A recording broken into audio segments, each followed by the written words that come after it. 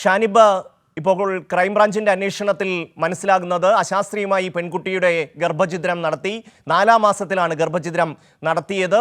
പത്തനംതിട്ടയിലെ ഒരു വ്യവസായിയാണ് ഇതിനു വേണ്ടുന്ന മരുന്നുകൾ എത്തിച്ചത്. ഇയാൾ പലതവണ ഈ പെൺകുട്ടിയെ ഫോണിൽ വിളിച്ച് സംസാരിച്ചു എന്നുള്ളതിൻ്റെ വിവരങ്ങളും ക്രൈംബ്രാഞ്ചിന് കിട്ടിയിരിക്കുന്നു.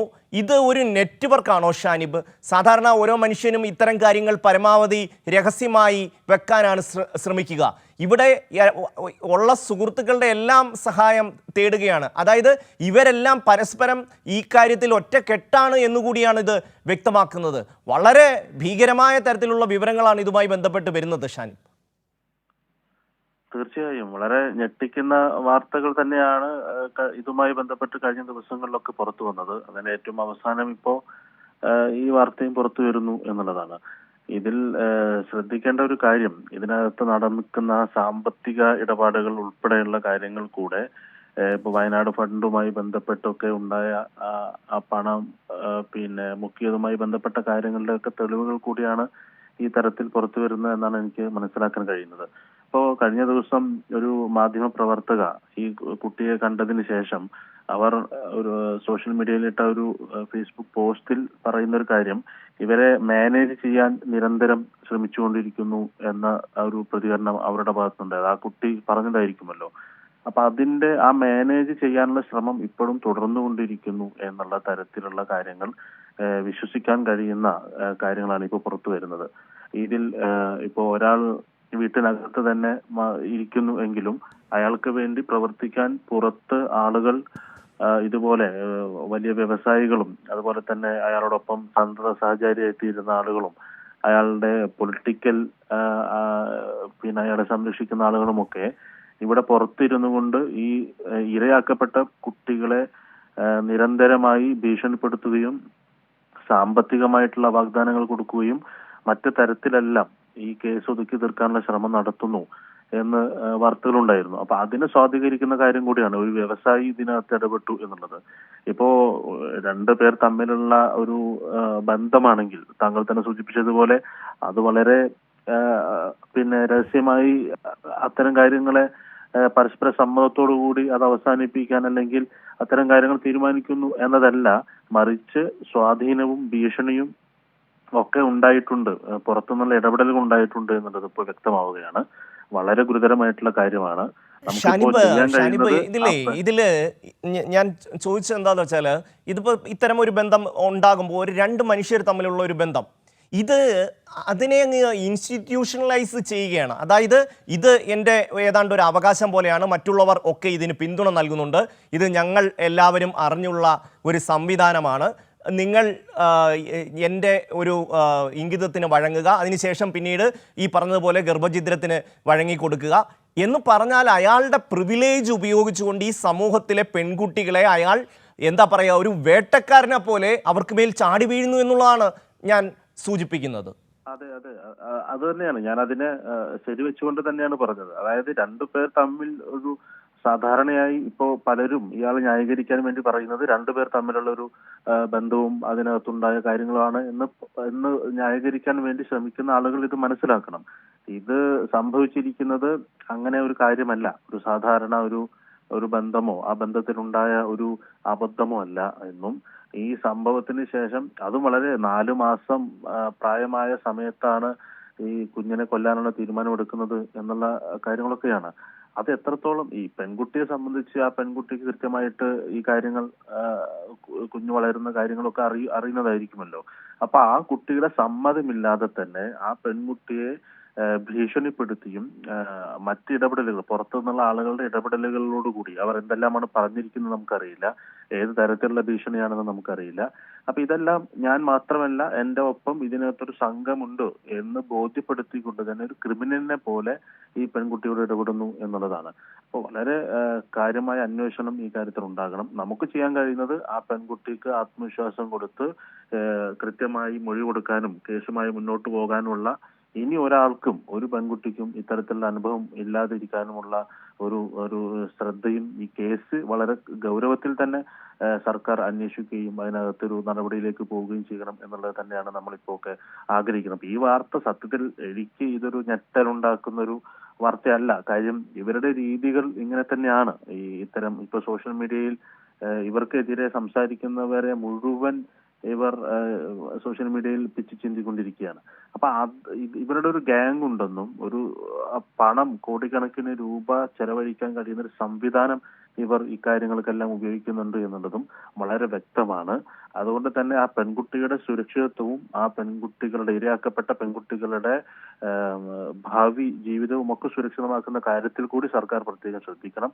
ഇങ്ങനെയുള്ള വ്യവസായികളുടെ ഇടപെടലുകൾ എന്ന് പറയുന്നത് വലിയ രീതിയിൽ നമ്മളെ ഭയപ്പെടുത്തേണ്ട ഒരു കാര്യം തന്നെയാണ് എന്നാണ് മനസ്സിലാക്കുന്നത്. ഒരു കോക്കസ്, ഒരു മാഫിയ സംഘമായിട്ട് ഇത്തരം കാര്യങ്ങളൊക്കെ വളരെ നിസ്സാരമായി പണം കൊടുത്തോ അല്ലെങ്കിൽ മറ്റു ഭീഷണിപ്പെടുത്തിയോ ഒക്കെ തീർക്കാം, എനിക്ക് പുറത്തിറങ്ങി വരാം എന്ന ധാരണയിൽ ഇപ്പോഴും ഈ പ്രതി നിൽക്കുന്നു എന്നുള്ളതാണ് നമുക്ക് മനസ്സിലാക്കാൻ കഴിയുന്നത്. ഷാനിബ്, ഒന്ന് നമുക്ക് ഈ സമൂഹ മാധ്യമങ്ങളിലൂടെ ഒന്ന് നോക്കാം. നമ്മളുടെ പ്രതിപക്ഷ നേതാവിൻ്റെ അവസ്ഥ എന്താണ്? ഒന്ന് ആലോചിച്ച് നോക്കൂ. ആ വഴിയെ പോകുന്നവർ മുഴുവൻ വന്ന് തെറി പറഞ്ഞിട്ട് പോവുകയാണ്. കേരളത്തിൻ്റെ പ്രതിപക്ഷ നേതാവിൻ്റെ ഈ സമൂഹ മാധ്യമങ്ങളിലൂടെ മുഴുവൻ ആൾക്കാരും സംസാരിക്കുന്നത് ഈ രാഹുൽ മാങ്കൂട്ടത്തിനും ഈ ഷാഫി പറമ്പിലിനും വേണ്ടിയാണ്. ഈ പറഞ്ഞ വി.ഡി. സതീശൻ്റെ അവസ്ഥ ഇതാണെങ്കിൽ ഈ പറയുന്ന ഇരകളുടെ അവസ്ഥ എന്തായിരിക്കും എന്നൊന്ന് ആലോചിച്ചാൽ പോരെ? അതെ അതെ, പ്രതിപക്ഷ നേതാവിന് കോൺഗ്രസ് വേണ്ടി, അതായത് ഈ പറയുന്ന ഷാഫി പറമ്പിലിനും ഈ പറയുന്ന ഇപ്പൊ ഫ്രീസ്ഡ് MLA ആയിട്ടിരിക്കുന്ന പാലക്കാട് MLAക്കും ഒക്കെ വേണ്ടി സോഷ്യൽ മീഡിയയിൽ വാ തോരാതെ സംസാരിച്ചിരുന്ന, അവർക്ക് വേണ്ടി പ്രൊമോഷൻ നടത്തിയിരുന്ന അതേ ഐഡികൾ, ഈ കമന്റ് ഇടുന്ന ആളുകൾ, ഈ പോസ്റ്റ് ഇടുന്ന ആളുകളുടെ മുൻകാല പോസ്റ്റുകൾ നോക്കിയാൽ നമുക്ക് മനസ്സിലാവും മുഴുവൻ ആളുകളും ഈ ഷാഫി പറമ്പിൽ ഫാൻസ് ആയിട്ട് പ്രവർത്തിച്ചിരുന്ന ആളുകളാണ്. അവരാണ് ഇപ്പോൾ പ്രതിപക്ഷ നേതാവിനെ വന്ന് കേട്ടാൽ അറക്കുന്ന തെറി പറയുന്നു, വീട്ടിലിരിക്കുന്നവരെ പറയുന്നു. ആ പരാതി ആദ്യമായിട്ട് തുറന്നു പറഞ്ഞ റിനി എന്ന് പറയുന്ന നടി, ആ പെൺകുട്ടിയെ കുറിച്ച് വളരെ മോശമായിട്ട് ഈ പ്രതിപക്ഷ നേതാവിനെയും ആ പെൺകുട്ടിയെയും ചേർത്ത് വെച്ചുകൊണ്ട് ഇവർ പറയുന്നു. ഇവർ ഏത് ഏത് ഏത് രീതിയിലാണ് ഇവർ ചിന്തിച്ചുകൊണ്ടിരിക്കുന്നത് മനസ്സിലാകുന്നില്ല. ഏത് രാഷ്ട്രീയമാണ് ഇവർ പ്രവർത്തിക്കുന്നത് എന്നുള്ളത് നമുക്ക് മനസ്സിലാകുന്നില്ല. ഈ രാഷ്ട്രീയത്തിലെ പ്രവർത്തിക്കാൻ കഴിയാത്ത ആളാണ് എന്ന് ഇയാളെ കുറിച്ച് ഉമാ തോമസ് MLAയും മറ്റ് കോൺഗ്രസ് നേതാക്കൾ തന്നെ പറഞ്ഞ കാര്യം ഊട്ടി ഉറപ്പിക്കുന്ന കാര്യങ്ങളാണ് ഇവരിപ്പോ ചെയ്തുകൊണ്ടിരിക്കുന്നത്. അപ്പൊ ഇവർ ഏത് വിധേനയും സോഷ്യൽ മീഡിയയിൽ ഒരു ഹൈപ്പ് ഉണ്ടാക്കി, സോഷ്യൽ മീഡിയയിൽ പിന്തുണ ഞങ്ങൾക്കാണെന്ന് വരുത്തി ഈ തീരുമാനത്തെ മാറ്റാം, അല്ലെങ്കിൽ സമൂഹത്തെ മുഴുവൻ തെറ്റിദ്ധരിപ്പിക്കാം എന്നുള്ള മിഥ്യാധാരണയിലാണ് ഇവർ നിൽക്കുന്നത്. ഇവർ കളിക്കുന്നത് ഈ അലൻ ജോസ് പെരേര, ആറാട്ടണ്ണൻ പോലെയുള്ള ഈ സോഷ്യൽ മീഡിയയിൽ കളിക്കുന്ന ചില ആളുകളുണ്ടല്ലോ, അവരുടെ അതേ രാഷ്ട്രീയം, അതേ കൾച്ചർ ഇവർ രാഷ്ട്രീയത്തിലേക്ക് കൊണ്ടുവരികയാണ്.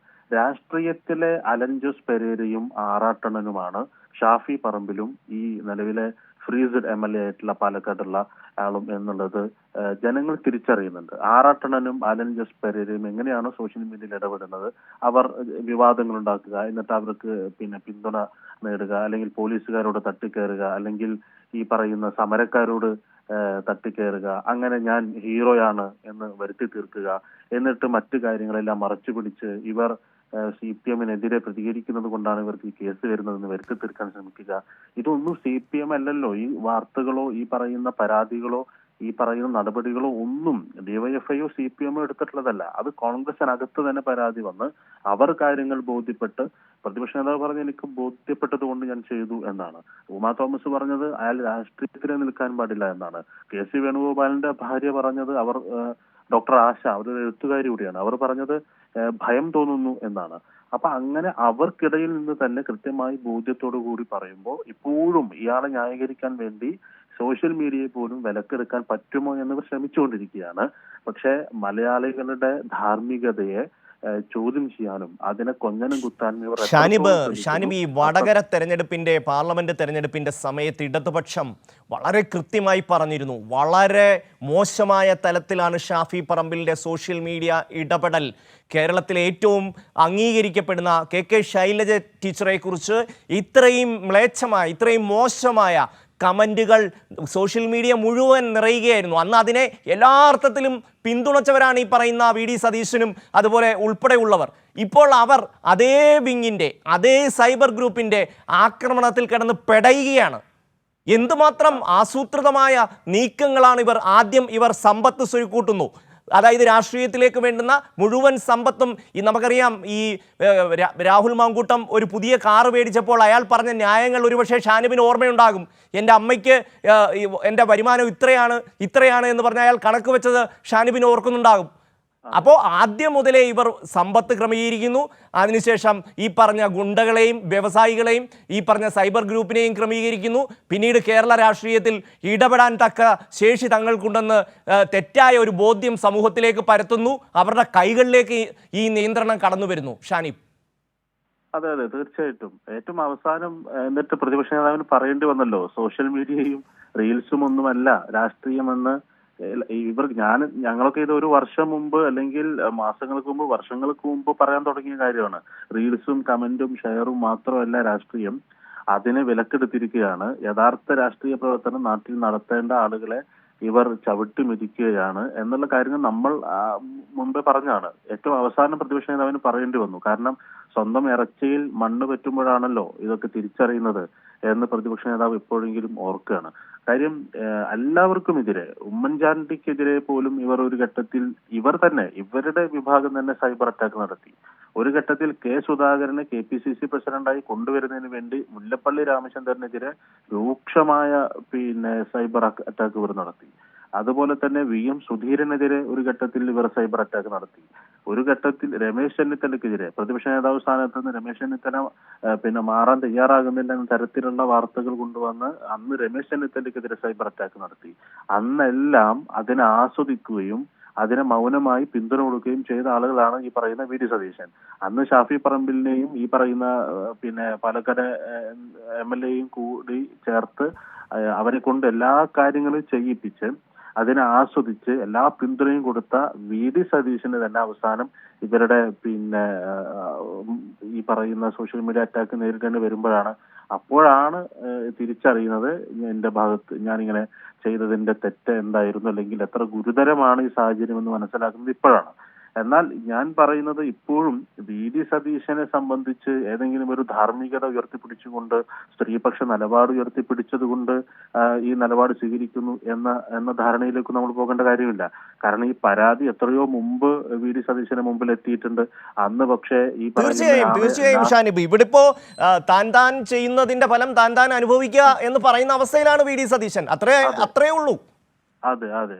അപ്പൊ അന്ന് എല്ലാ പിന്തുണയും കൊടുത്തു. അവസാനം ഇപ്പോ ഇത് തിരിച്ചു കിട്ടുമ്പോ കിടന്ന് എന്ത് ചെയ്യണമെന്ന് അറിയാത്തൊരവസ്ഥയിൽ നിൽക്കുന്നു എന്നുള്ളതാണ്.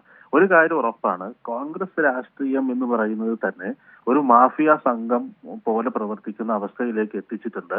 അതിന്റെ പ്രധാന ഉത്തരവാദി ഷാഫി പറമ്പിലാണ്. അതിന് എല്ലാ പിന്തുണയും കൊടുത്തത് അയാളുടെ രാഷ്ട്രീയ നേട്ടത്തിന് വേണ്ടി ഭാവിയിൽ മുഖ്യമന്ത്രിയാകാം എന്നൊക്കെ വിചാരിച്ചിട്ടാണെങ്കിൽ പോലും അതിന് എല്ലാ സർവ്വ പിന്തുണയും കൊടുത്ത ആളാണ് വി.ഡി. സതീശൻ. ഇപ്പോ അവർ തമ്മിൽ ഈ വിഷയവുമായി ബന്ധപ്പെട്ട് മറ്റു പല കാരണങ്ങൾ കൊണ്ടും അവർ തമ്മിൽ അകൽച്ച ഉണ്ടാകുന്നു. അപ്പോ ഈ ഷാഫി പറമ്പിലിന്റെ അതേ സംവിധാനം ഉപയോഗിച്ച് വി.ഡി. സതീശനെതിരെ അറ്റാക്കുകൾ നടക്കുന്നു എന്നുള്ളതാണ്. ഇപ്പൊ പുറത്തു വന്ന വാർത്ത വ്യവസായി ഇടപെടുന്നു എന്ന് പറഞ്ഞാൽ അതിന് എല്ലാ പിന്തുണയും കൊടുക്കുന്നത് ഇയാൾക്ക് വേണ്ടി ഇടപെടുന്നത് തീർച്ചയായും ഞാൻ മനസ്സിലാക്കുന്നത് ഷാഫി പറമ്പിലിന്റെ ഒരു നിർദ്ദേശമോ അല്ലെങ്കിൽ അയാളുടെ ഒരു സ്വാധീനമോ ഇല്ലാതെ ഇത്തരത്തിൽ ഇടപെടാൻ കഴിയുമെന്ന് ഞാൻ കരുതുന്നില്ല. അതിന്റെ വാർത്തകൾ കൂടി, അതിന്റെ തെളിവുകൾ കൂടി വരും ദിവസങ്ങളിൽ പുറത്തു വരുമെന്നാണ് നമ്മളെല്ലാവരും പ്രതീക്ഷിക്കുന്നത്. ഷാനിബ്, ഇന്നലെ ഈ ഷാഫി പറമ്പിലിനോട് സതീശിനെതിരെ നടക്കുന്ന ഈ സൈബർ ആക്രമണത്തെക്കുറിച്ച് ചോദിച്ചപ്പോൾ ഒരു അക്ഷരം പ്രതികരിക്കാൻ ഷാഫി പറമ്പിൽ തയ്യാറായില്ല എന്നുള്ളതാണ്. അതെ.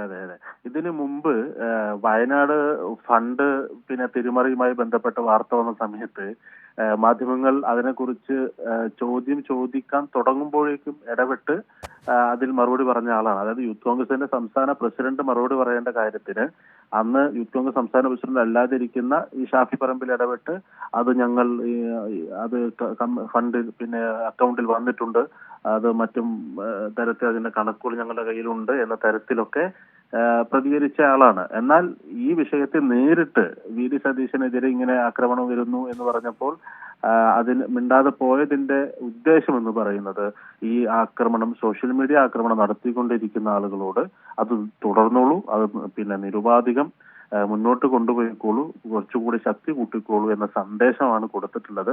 അതല്ലെങ്കിൽ അതിനൊന്നും ഞങ്ങൾ അംഗീകരിക്കില്ലെന്നോ അല്ലെങ്കിൽ അത് ശരിയല്ല എന്നോ ഒന്നും പറയാൻ തയ്യാറാകാതെ അത് അനുഭവിച്ചോ എന്ന് വി ഡി സതീശനോടും നിങ്ങളത് നിർത്തരുത് എന്ന് ഈ ആക്രമിക്കുന്നവരോടുമുള്ള സന്ദേശമായിട്ടാണ് എനിക്കത് കണ്ടപ്പോൾ മനസ്സിലായത്.